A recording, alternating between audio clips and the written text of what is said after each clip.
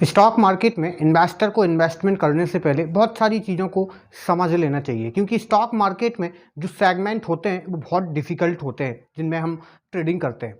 एक सेगमेंट होता है जिसका नाम है स्टॉक कैश, आप जानते हो उसको। स्टॉक कैश बड़ा ही ईजी होता है ट्रेडिंग करना।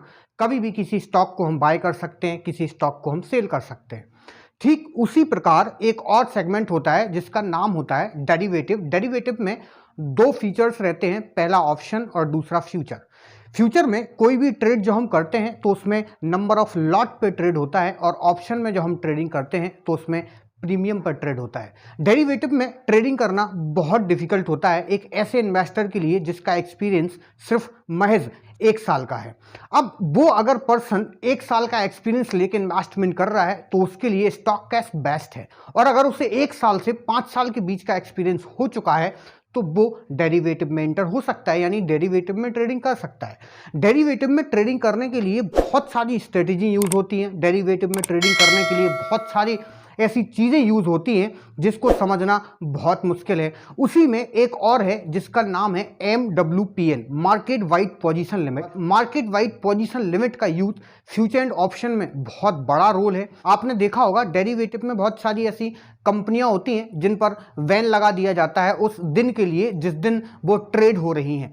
अब आपने कभी ये नहीं सोचा कि इसमें बैन क्यों लगाया है, क्योंकि वहां पे NSE की वेबसाइट पर जब आप जाएंगे तो वहां पे एक लिस्ट पड़ी रहती है। उस लिस्ट में आपको दिख जाएगा कि किन किन कंपनियों पर बैन लगा हुआ है सेम डे के लिए। नेक्स्ट डे में आप ट्रेड कर सकते हो उस कंपनी में, लेकिन आज सेम डे नहीं कर सकते हो क्योंकि उस पर बैन लगा दिया है। अब बैन क्यों लगाया जाता है? बैन इसलिए लगाया जाता है कि जब कोई बायर कोई सेलर एक कॉन्ट्रैक्ट वे साइन करता है और उसमें ट्रेडिंग करता है तो वो ट्रेडिंग MWPL में काउंट हो जाती है। MWPL का मीनिंग होता है market wide position limit. Market wide position limit 95% के पार चला जाता है, उस कंपनी पर बैन लगा दिया जाता है। और वो बैन तभी खोला जाता है जब MWPL 80 आ जाता है, यानी 95 से गिरकर 80 पर आ जाता है तो उसमें ट्रेडिंग स्टार्ट कर दी जाती है।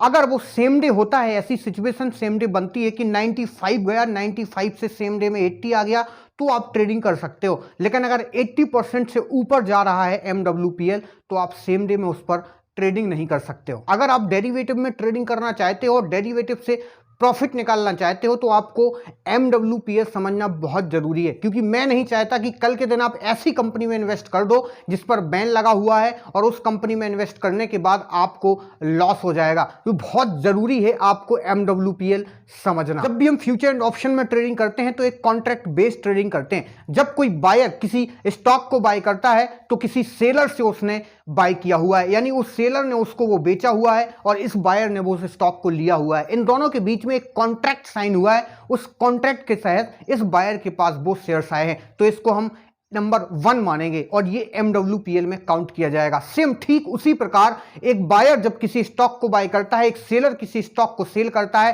तो नंबर 2 माना जाएगा, यानी MWPL में वो काउंट कर दिया जाएगा। इस तरीके से काउंटडाउन चलता रहेगा, बाय सेल का प्रोसेस चलता रहेगा और MWPL में काउंट होता रहेगा। ऐसे करते करते करते करते MWPL धीरे धीरे धीरे धीरे सेम डे में 95 तक जा सकता है, 80 पर जा सकता है, 70 जा सकता है, 85 और 95 जा सकता है। लेकिन अगर 95 पहुंच जाता है तो उस कंपनी में उस दिन के लिए बैन कर दिया जाएगा ट्रेडिंग करना। फिर कोई भी इन्वेस्टर उस कंपनी में एंटर नहीं कर सकता, और अगर उसने किया तो वो उसको भुगतना पड़ेगा। तो मैं आपको एक आसान भाषा से समझाता हूं। एक 10 बाई 10 का रूम है, उस रूम में हस्बैंड वाइफ कपल बन के एंट्री लेते हैं एंट्री गेट से और उस रूम के अंदर चले जाते हैं।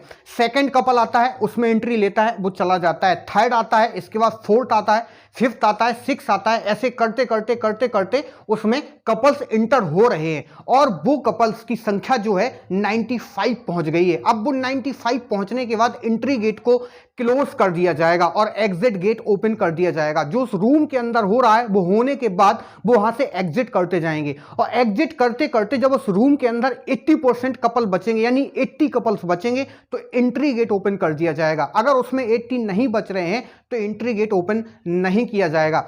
इस तरीके से MWPL काम करता है। जब भी हम किसी स्टॉक को बाय करते हैं तो एक कॉन्ट्रैक्ट साइन होता है सेलर और बायर के बीच में, वो ही एक कॉन्ट्रैक्ट कहलाता है। उस कॉन्ट्रैक्ट को हम MWPL में काउंट करते हैं, ऐसे करते करते 95 काउंट होते हैं वो MWPL में काउंट किए जाते हैं, और MWPL 95% चला जाए तो फिर ट्रेडिंग बैन कर दी जाती है, और एग्जिट करते करते 80 बचेगा तो फिर एंट्री गेट ओपन किया जाएगा, अदरवाइज एंट्री गेट ओपन नहीं होगा। इसलिए अगर आप स्टॉक मार्केट में इन्वेस्टमेंट करते हो तो सबसे पहले एनएससी की वेबसाइट पे जाना। एनएससी की वेबसाइट में बैन सिक्योरिटी लिखा रहेगा, उस पर क्लिक करोगे, उसमें लिस्ट आएगी, उस लिस्ट के जस्ट नीचे आपको पता चल जाएगा कि इसका MWPL यानी ओपन इंटरेस्ट क्या चल रहा है, किस किस कंपनियों पर बैन लगा हुआ है। जिन कंपनियों पर बैन लगा हुआ है उस कंपनियों पर भूल के भी ट्रेडिंग मत करना उस दिन के लिए।